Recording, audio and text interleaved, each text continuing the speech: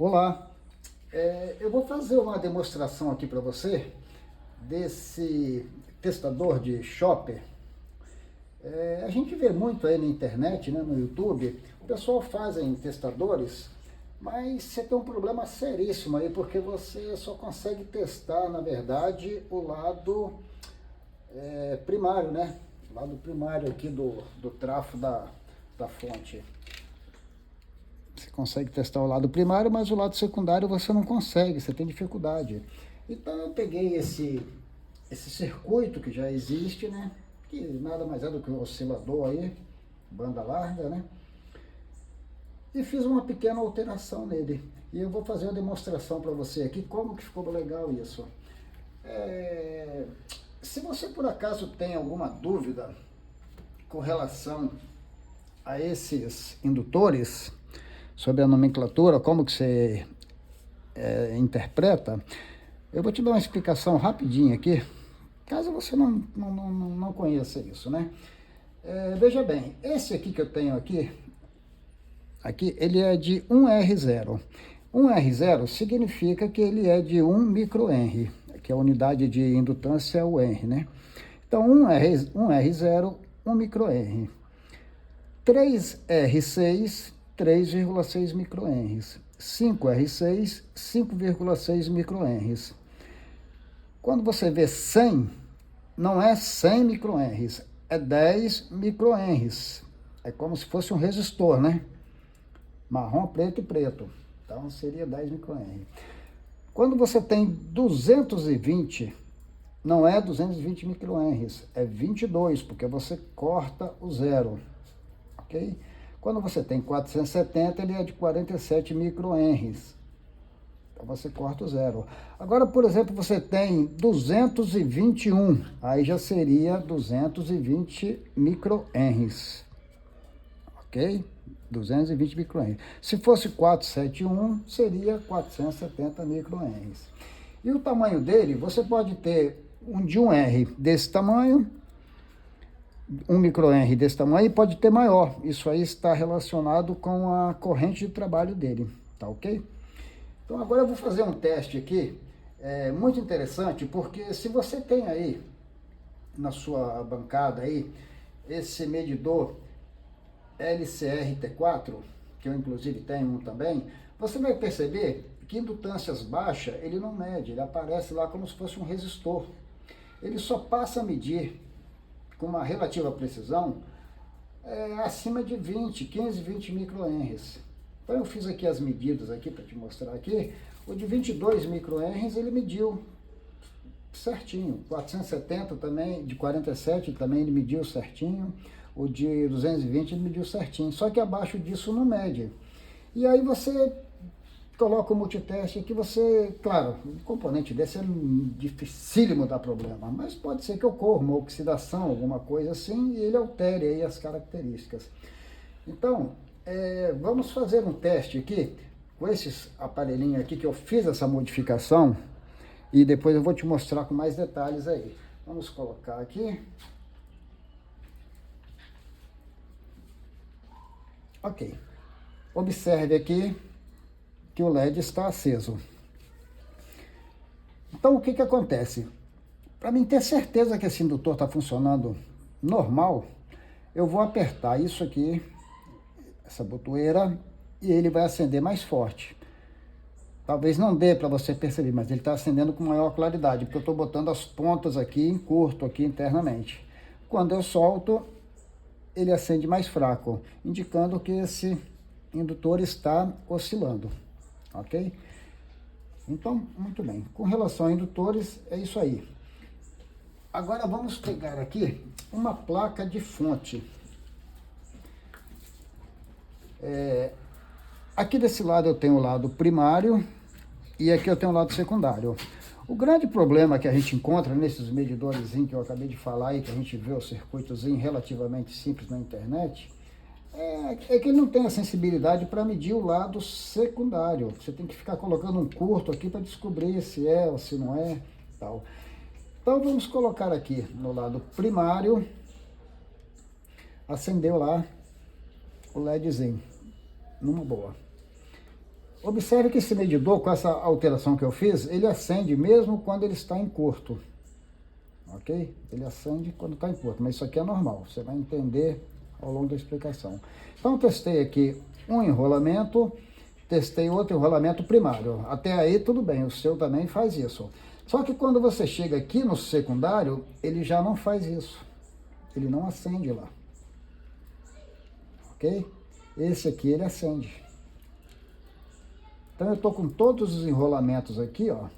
Inclusive, eu posso colocar, como esse enrolamento ele é todo derivado aqui, ó. Ele acende no primeiro, acende no segundo, acende no terceiro, no quarto e acende nesse aqui. A sensibilidade é tão boa que ele vai acender até no outro enrolamento que está separado aqui, olha. Ok? Então agora vamos fazer aqui um teste. Vou usar uma faquinha aqui que fica melhor para colocar o curto aqui. Eu vou fazer um teste aqui para saber se realmente esse camarada está funcionando ou não. Então o LED, ele vai ter que dar uma variada, ele vai ter que diminuir o...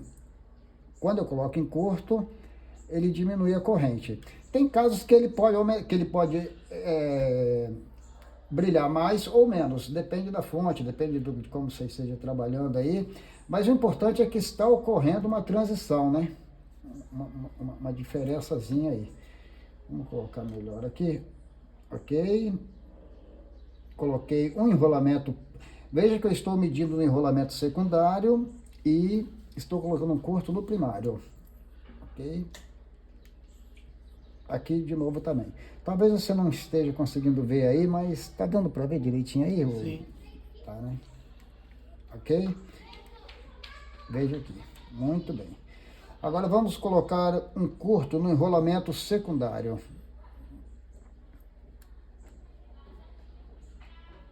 Também existe a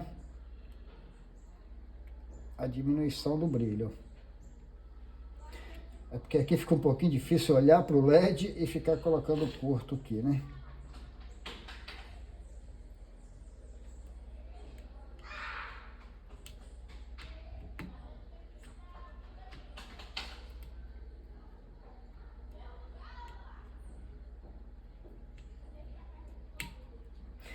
Pera aí, deixa eu fazer um negócio diferente aqui.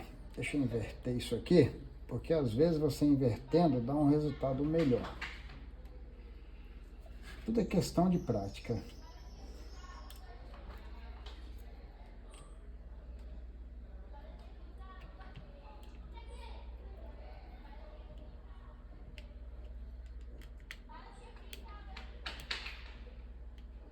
Ok. Ok. Diminuindo e aumentando. Esse aqui.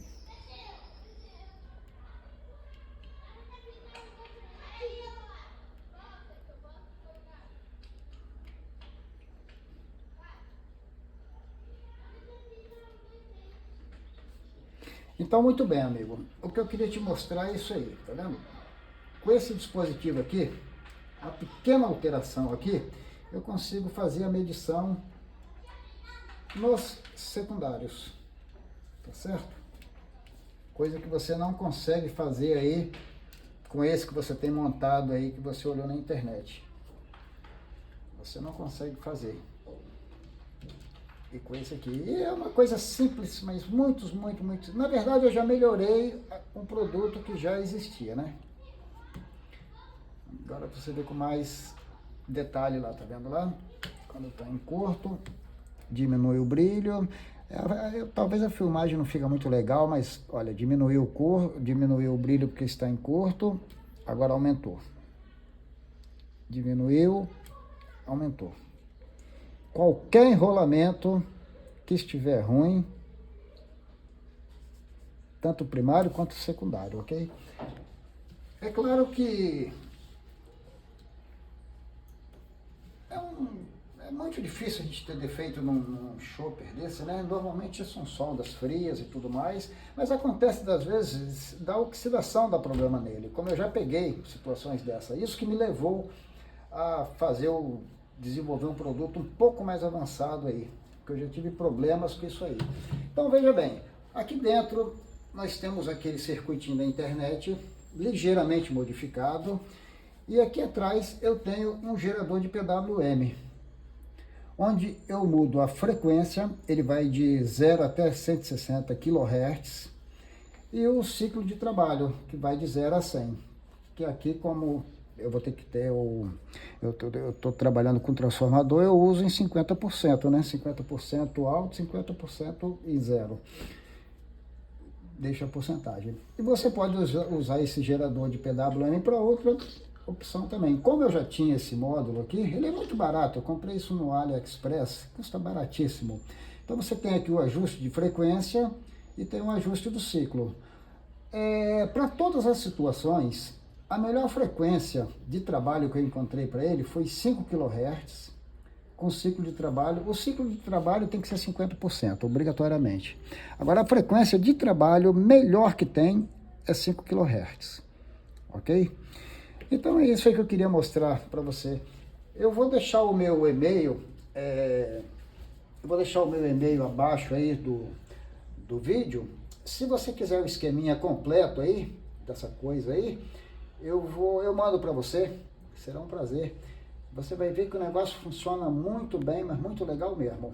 Então tá bom, amigão. Grande abraço, era isso aí.